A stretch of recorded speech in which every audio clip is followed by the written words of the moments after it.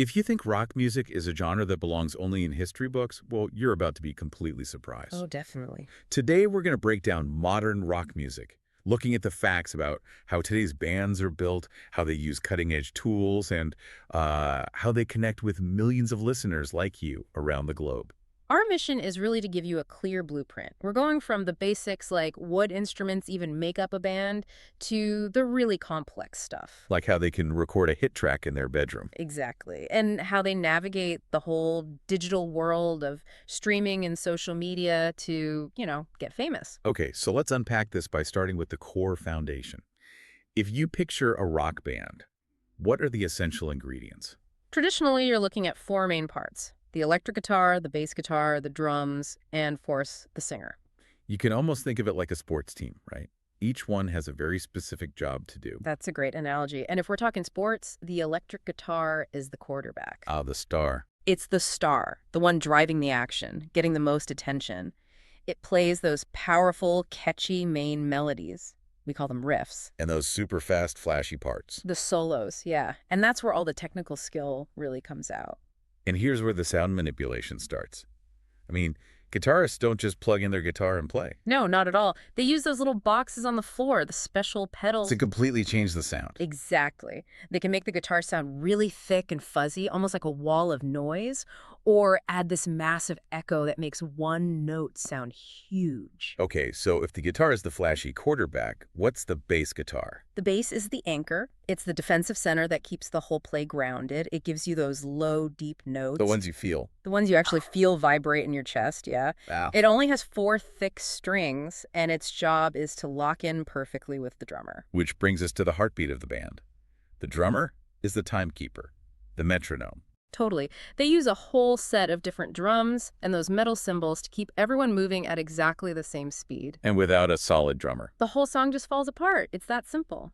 So while those three instruments are handling the rhythm and the melody, the singer brings the heart, the words. And modern singers have access to so much technology now. They sometimes run their voices through digital effects on the microphone. To make them sound bigger. Bigger, more powerful, or maybe even a little robotic, just depending on what the song needs. It's worth pointing out that while four is standard, some bands add a fifth member. Right, often a keyboard player.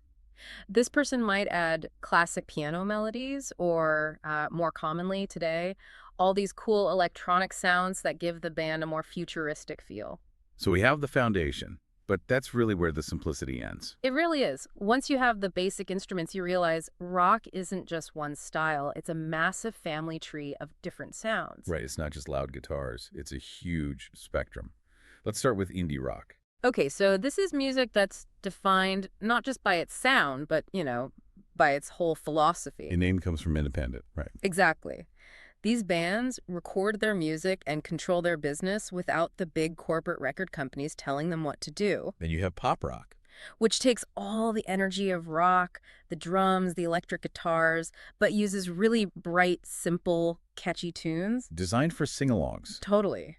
It's rock built for the radio for mass appeal. And on a completely different wavelength, you have heavy metal. A very different wavelength. This is all about volume and intensity. You get aggressive, distorted guitar tones, incredibly fast drumming. And a really specific look, usually. A very focused aesthetic, yeah. It's music that's designed to be physically powerful. A term you hear all the time is alternative rock. Which is such a broad category. It started decades ago as a way to stand against the really polished music of the 1980s. So it's music that's trying to be different. Purposely unique. It's about blending sounds that maybe haven't been mixed before to get away from what you hear on mainstream radio. And if you want speed and a message, you go to punk rock. It's known for being super fast, with really short songs, sometimes just a minute or two long. And the lyrics are pretty direct. Very direct. Historically, they're rebellious and focus on making some kind of immediate change in the world. Speaking of punk, there's a style that's having a huge comeback right now. Emo pop punk. This mixes the high-energy beats of punk with really emotional, personal lyrics. Stuff about growing up, heartbreak. Exactly. All those big feelings. So it's both heartfelt and incredibly energetic at the same time. And finally, we have a genre that shows where technology is really leading things. Electronic rock. This is where you really hear the computers. It uses digital keyboards called synthesizers to create textures and futuristic sounds, blending the precision of a machine with the intensity of a live band. That variety is only possible because of how much recording technology has changed. Oh, fundamentally. I mean, 30 or 40 years ago, bands had to pay a fortune to record onto these massive plastic tapes in these very exclusive studios. And now, Now, everything is digital. And the key piece of software is what we call a digital audio workstation, or a DAW. and you can just put that on a laptop. You can literally install it on a standard laptop and have the power of $1 million studio right there in your bedroom. The real insight here is that anyone can do it now. It's the democratization of music. A teenager with a basic microphone and a laptop can record a professional-sounding rock song. And the editing power must be enormous. You can fix any mistake, you can layer dozens of guitar parts on top of each other, and create a sound so massive and perfect it was just unimaginable in the past. And the tools themselves have evolved. Take synthesizers. They're not just keyboards that play piano sounds anymore. They are electronic devices that can generate or mimic almost any sound you can dream up, Like what? like a classic string section from an orchestra or a roaring spaceship engine, anything. And for rhythm, a lot of modern rock uses drum machines. Yeah, these are computers that play mathematically perfect beats every single time. It's not about being lazy or avoiding mistakes. It's an artistic choice. It creates a specific sound. A very mechanical, precise sound you find in industrial or electronic rock that a human drummer just can't physically achieve. And they've even digitized the classic rock sound. They have. So instead of needing to buy and lug around these huge, heavy, expensive amplifiers, And big boxes the guitars plug into. right, musicians can now use digital software to model the sound of those classic amps directly into their computer. The result is that making music is so much cheaper and faster. Dramatically.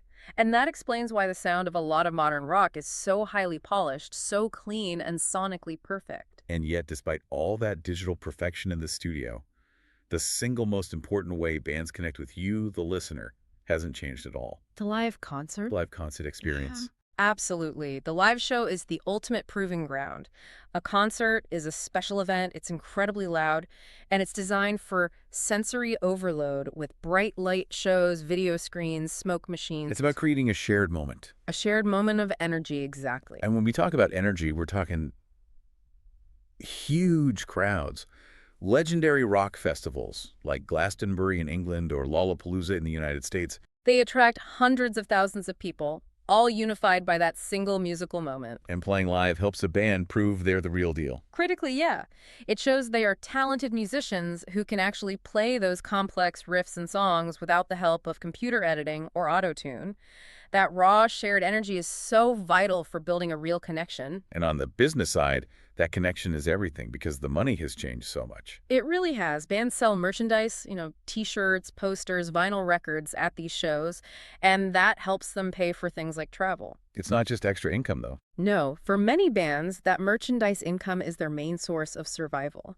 Musicians earn a tiny fraction of a penny every time someone streams their song. So to make what they used to earn from just one CD. They need thousands and thousands of people to stream their songs. So touring isn't just for fun anymore, it's often a financial necessity. Which brings us to the digital side, because this is how most of us actually find music today. Streaming services. They let you listen to millions of songs, which makes rock music so accessible. You don't have to save up for an album, you can hear it instantly. And streaming has totally changed how we consume music. Completely. These computer algorithms, these programs, they suggest new songs based on what you already like. They can introduce you to bands from the other side of the world that you would never have found otherwise. What's so fascinating is how that technology has changed our listening habits. Oh, yeah. People used to listen to an entire album from start to finish. Because you had to. You put on the record or the CD. Exactly. Now, listeners often just pick one or two songs for a playlist, and they can skip a track instantly if it doesn't grab them. Which puts huge pressure on the artists. Massive pressure. Since you can skip so easily, bands have to make the very first 10 to 30 seconds of a song incredibly exciting. So those long, slow introductions are kind of disappearing. For the most part, yeah. Bands know they have to capture your attention immediately or you're gone. And that need for immediate attention is perfectly matched by social media. A perfect match. Bands use platforms like TikTok or Instagram to post short, behind-the-scenes videos of themselves practicing or working on new songs. And that's so powerful because it allows direct communication with fans. You feel like you're part of a community. You feel like you actually know the people in the band, and it allows new bands to get millions of followers and become famous without ever needing a huge old school record label. It makes the whole industry much more open. Now, when we talk about the creative elements that build that community, we have to talk about lyrics. Right. The lyrics are the words, and they are the narrative engine of the song. They tell stories, they express strong feelings. Happiness, anger, the challenges of growing up. All of it. And good lyrics are what create that deep emotional connection. Some songs use simple, repetitive words designed for a whole stadium to sing along. And others are really complex. Super poetic, they're designed to make the listener think deeply about the message. Beyond the sound and the words, rock music is also deeply visual. It's not just about the music. It's about the whole presentation. Totally. Bands adopt specific clothing styles, punk bands wearing ripped clothes, metal bands in all black, to create a visual sign of their subculture. It's like choosing an aesthetic. It helps fans feel like they belong to a tribe. And that visual storytelling continues in music videos, which are basically short films, and even in the album artwork. It's all about creating a strong, recognizable brand. What's also amazing is that even though rock started mainly in the US and the UK, it is now a truly global thing. It's everywhere, absolutely everywhere. And the music changes as it travels, right? It evolves. Countries add their own local flavor, maybe by using traditional instruments or singing in different languages. This blending creates a huge, rich international community of sound. It really proves that music is a universal language. Finally, let's look at how we even measure success today, because it's not just about selling millions of albums anymore. No, that's almost secondary now. Success today is a combination of many things. The number of monthly listeners a band has on a streaming platform. How many tickets they sell for big stadium shows. Right, winning major awards, getting high positions on the music charts. But I think for a lot of musicians, the most important measure of success is just longevity. I think so too. Just being able to play the music they love every single day, and having a small but fiercely loyal group of fans who support every new song they release. That loyalty matters more than a temporary viral hit. Much more. And if we connect this to the bigger picture, the future is bright because rock music keeps embracing technology and evolving. Young musicians are always finding new ways to mix things up. Constantly. They're mixing rock guitar with hip-hop beats, with electronic dance music textures, with genres we don't even have names for yet. The demand for a loud live performance will always be there, but new technology is going to bring us sounds and experiences that no one has ever heard before. Modern rock is really defined by that combination, the high energy of the band, plus the immense power of digital technology. That's what's keeping the genre alive and constantly changing. And that leaves us with a final thought to mull over. Okay, so if a band can make perfect, flawless music using only computers and drum machines in their bedroom studio, does the raw, imperfect energy of a real physical live show still matter the most for you? Consider that question as you explore the thousands of new bands releasing music every day. See you next time.